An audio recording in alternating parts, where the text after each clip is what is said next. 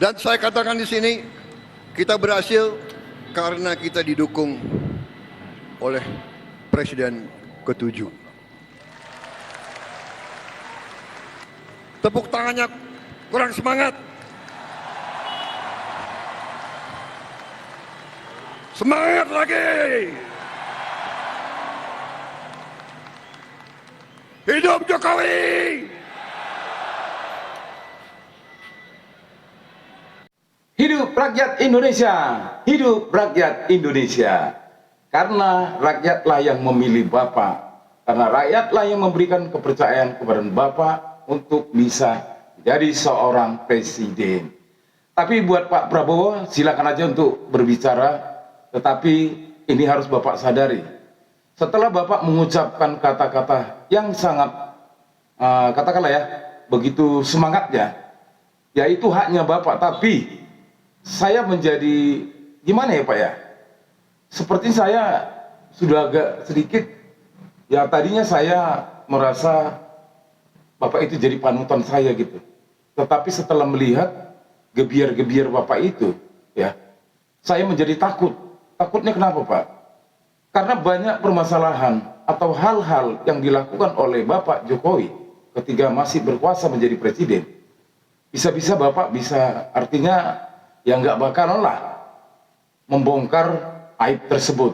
Bukan kita bilang Bapak Jokowi hal-hal yang lain, tidak. Tetapi rilis OCCRP kemarin Pak, atau katakanlah beberapa laporan data yang diberikan oleh para aktivis kemarin, serta para katakanlah mereka tokoh-tokoh masyarakat yang memberikan laporan. Dan begitu juga perihal tentang beberapa hari ini atau beberapa hari yang lalu sangat viral pagar makan laut, serta hal-hal lain yang memang sangat amat kita sayangkan. Seharusnya Bapak bisa mengatakan demikian, tetapi Bapak harus juga berkomitmen. Seperti kata Bapak, kita harus berani. Bapak sudah melakukan pemangkasan anggaran. Sah-sah aja Pak, kalau memang itu anggaran yang tidak sangat pro rakyat. Tetapi ada yang harus Bapak ketahui, termasuk proyek strategis nasional kemarin mengenai PIK 1, PIK 2. Ada apa? Kan harus dibongkar Pak. Kok tiba-tiba pagar laut berhenti total, dan Mahkamah Agung katanya kemarin sudah memberhentikan total, atau gimana Pak? Begitu juga tata kelola pada waktu Pak Jokowi menanamkan program agraria food estate, banyak yang terbengkalai. Atau Bapak mau tahu ya, lapangan terbang yang dibangun yang ternyata tidak berguna? Saya tunjukkan ya Pak, sebentar. Daftar bandara yang sepi. Berikut videonya. Pemborosan kan Pak?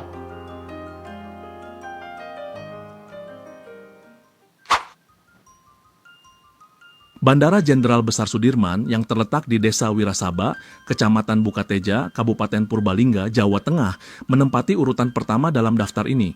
Bandara ini dilengkapi dengan landasan pacu berukuran 1.600 meter kali 30 meter.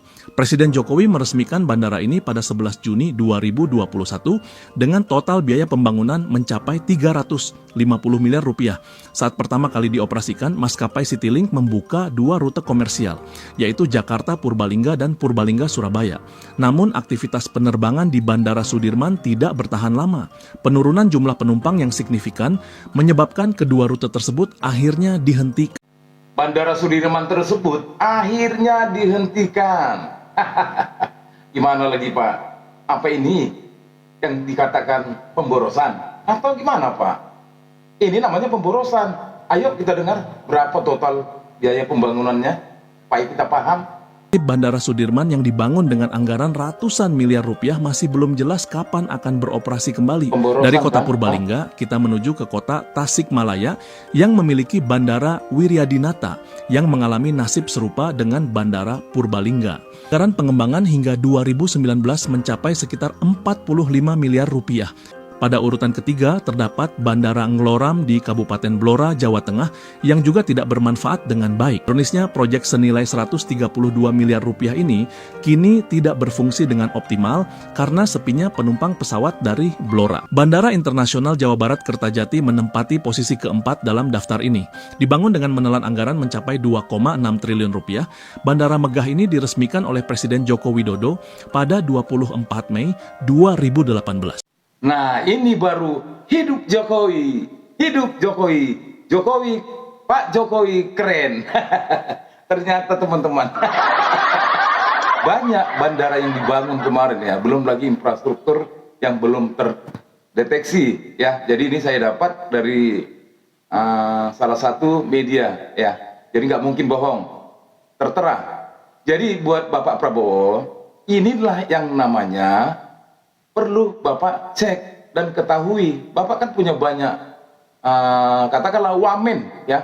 Di saat kita mau melakukan penggiritan anggaran ternyata wamen bermunculan. Ya nggak masalah Pak. Tapi Pak tolong dicek ya Pak. Walaupun Bapak dengan atau katakanlah mesra dengan Jokowi dan bahkan Bapak mengatakan jangan ejek dan ganggu Ibu Megawati. Kami adalah kader partai PDI Perjuangan yang akan berada di garda paling depan apabila hal itu terjadi. Mantap kan Pak? Tepuk tangan dong. Jadi Bapak Presiden Prabowo, apabila Bapak dekat dengan Jokowi, silakan aja Pak, sah saja. Tapi coba dicek perihal dengan proyek strategis nasional kemarin. PIK 1, PIK 2, pagar makan laut, bukan pagar makan tanaman.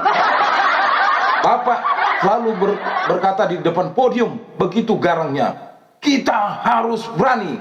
Saatnya kalian semua aparat bersih-bersih. Apalagi Pak, sampai saya lupa. Banyak yang Bapak katakan. Namun Bapak, lihatlah. Bapak melakukan efisiensi anggaran. Mantap. Tapi itu yang tidak pro rakyat. Mantap Pak. Saya hidup Pak Prabowo. Ah, itu baru keren. Tapi tolong dicek perihal proyek-proyek pada masa Presiden Jokowi. Mana tahu ada kebocoran, bocor halus ya Pak ya, bocor halus. Mana tahu. Oke, di akhir penghujung ini teman-teman sahabatku, mari kita makin kritis untuk semua apa yang diprogramkan oleh pemerintah. Karena belum tentu juga ada yang benar, tentu pasti ada yang salah. Atau ada yang salah kita perbaiki. Dan semoga konten ini bermanfaat buat kita semua. Merdeka, merdeka, merdeka, hidup rakyat Indonesia.